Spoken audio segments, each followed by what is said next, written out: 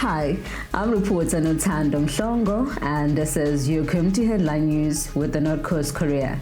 On this week's front page, join us in celebrating 40 years of the Korea since our first edition in 1985. In that time, we have printed more than 1,700 editions, growing in size alongside the North Coast and telling countless stories about the good and bad parts of our community. Co-founder and longtime editor Bruce Stephenson shares some tales from his time behind the desk, charting a path from typewriters to artificial intelligence. There's also a packed feature to enjoy, including stories from some of our past contributors and some of Palito's long-standing businesses.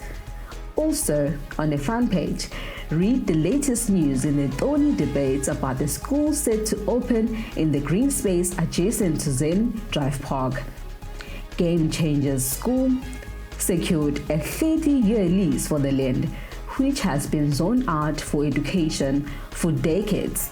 But many residents at the packed ward meeting last week said they felt there had been not enough public participation and that the Greenbelt needed to be protected from development. A petition was later lodged calling for the development to be stopped, and it has reached more than 700 signatures. On the back page, read about Salt Rock cyclist Matthew Elliott, who completed a titanic journey from the Midlands to the coast last weekend. Elliott cycled non-stop for 500 kilometers, taking around 30 hours to complete the feat of endurance. The 37-year-old first traveled inland toward the Drakensberg before rounding through Wartburg and Bamshela and into Salt Rock. Friends rode with him for the last 100 kilometers, and he was greeted by a large welcoming party.